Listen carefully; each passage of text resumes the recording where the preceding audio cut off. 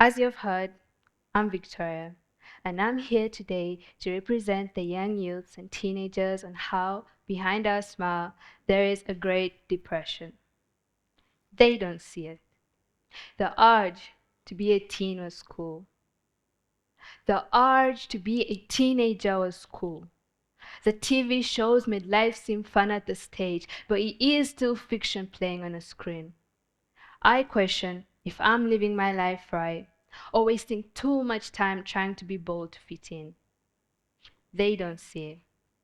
Just because we're the so-called Gen Z generation doesn't mean lazy and over-exaggerated, because the time you want to notice me is when I sit down to touch my phone to watch picture-painted lives. And yet I'm trying my best to bring grades I can manage just to get discouraged with words like, that's too low, or maybe that's not enough. And this is where our false trust and deception begins. They don't see it. That there is this voice, there is this disturbing voice that always whispers in our ears to just give up in a difficult situation. And tears roll down our face in times of vulnerability, wondering if we should shut the good doorway or battle, fight for our future and reputation. They don't see that at the same time we have to be on trend, or else we're called freaks or weirdos, even much more worse names, by peers that have everything a teen would ever wish for. They don't see it. That we become background characters at school. Just because you aren't plastic sugar coated enough to be seen as famous or popular. And we have friends. We have fake friends that only talk to us in times of their own need, but the shame they have to look at us in the eye.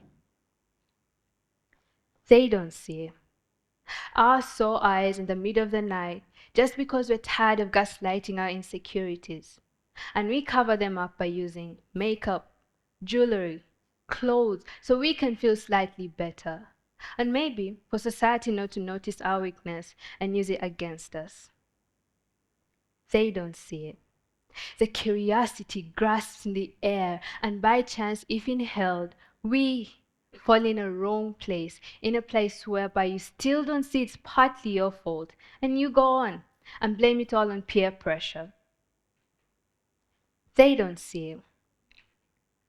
That we have reached a point in our lives where our consultants are AI, ChatGPT, because we don't know who to talk to. We don't have a shoulder to rely on. We don't know who to consult. As if that's not enough, self-harm and gender swap is becoming way too addictive in our eyes. And these alternatives, these are very bad alternatives for us. They don't see it. What happens in a few years when we are off to university, college? Is that when you won't remember us? Is that when you won't spend time with us? Or maybe your death bell is ringing louder than usual. But who is going to regret this more? They don't see it. That we expected motivation to bring us love and joy in their absence, not to be compared to others as if they're of your own kind. They don't see it. That even though we do everything right and being shown off as trophies to our relatives, there's a piece of us that's not happy and unsure. They don't see it.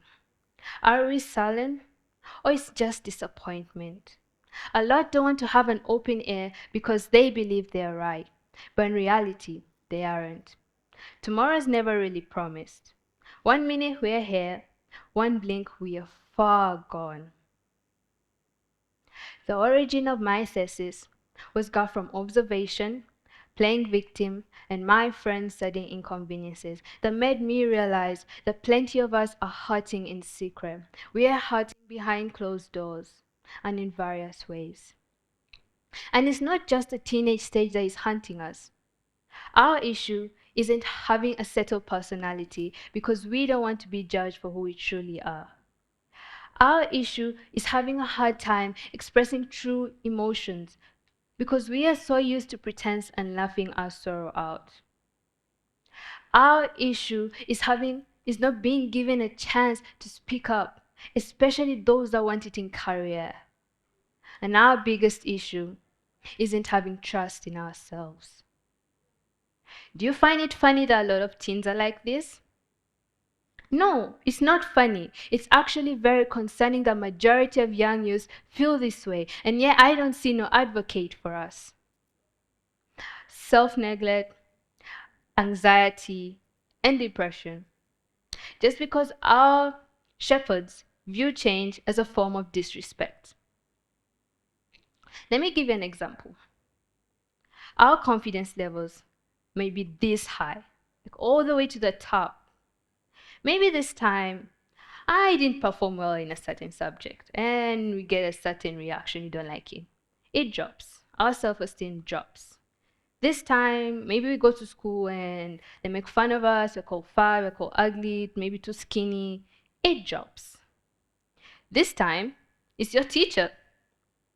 Maybe you were laughing too much in class and maybe got pissed off and he said you're a failure and you'll never achieve what you want. It drops.